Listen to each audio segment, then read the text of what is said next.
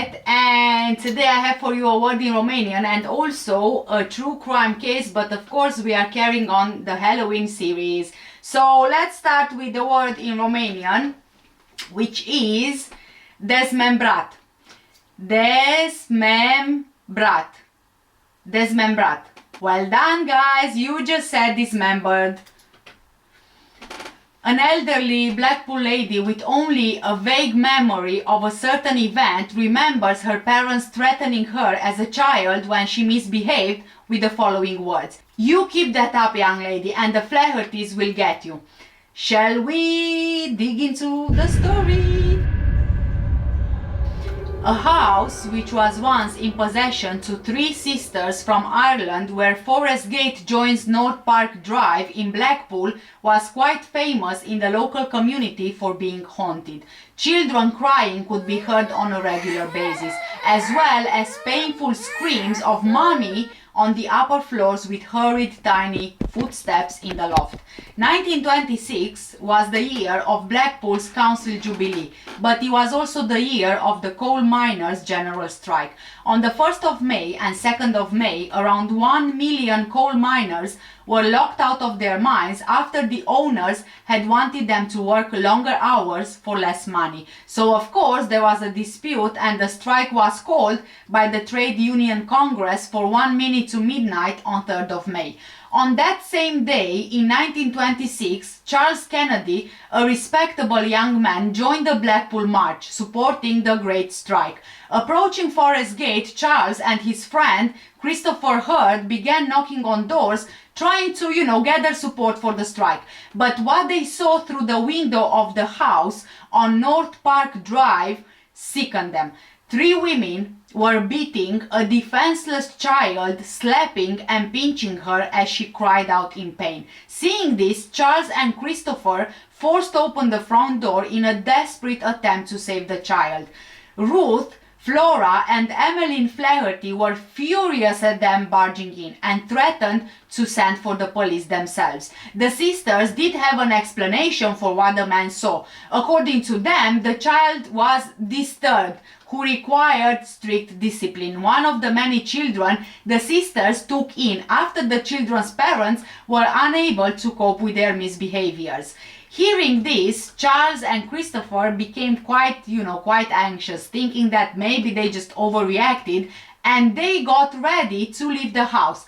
However, as they were leaving on their way out, they heard distressing moans from the back of the property. Quickly pushing past the sisters, Charles was horrified when he discovered around 12 children, some naked, some half naked, some apparently unconscious, tied up and covered in dried blood from what seemed to be cuts and slashes all over their bodies. Seeing this, Charles and Christopher left the house in a hurry, trying to find a police officer. They were quite lucky because thanks to the strike march, there were plenty of officers around. The police got to the property and they did a thorough search. A room was found upstairs which was ankle deep, covered in human excrement and bags filled with children's clothing. However, there was no sign of the children that Christopher had seen and Flora Flaherty, the other sister.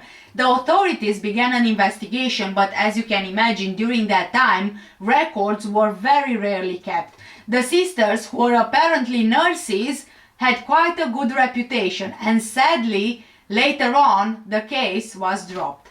The following year, in January 1927, one of the sisters, Ruth, had her handbag stolen while she was walking to Stanley Park, and surprisingly, the thief who stole her bag turned himself into police, completely horrified.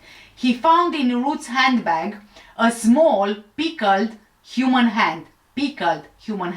Unfortunately, however, being so scared at the sight of it, this thief threw the hand away before turning himself in. The police, of course, they searched the area, but sadly it was never found. Shortly after this incident, the sisters put the house on the market and fled back to County Cork, Ireland. There was no extradition between Southern Ireland and the UK back then. This allowed the sisters to just disappear, never to be seen again. During the 1930s, oh, this next part is going to be completely disgusting, yes. During the 1930s, the sewage pipes were dug up to be replaced, and that's when a putrid mess of decaying flesh and burnt bones were discovered, along with tiny teeth and clumps of hair. The original house was completely destroyed by a fire in the 1950s and had to be almost completely rebuilt. So, what do you guys think? Do you think all the remains of those 12 children were found when the pipes were changed? Do you think that the three sisters used them until they died? Sadly, there's absolutely nothing more out there. I also think that after returning to Ireland, they probably carried on children, but being as it was at the time is not publicly known and perhaps is never been connected.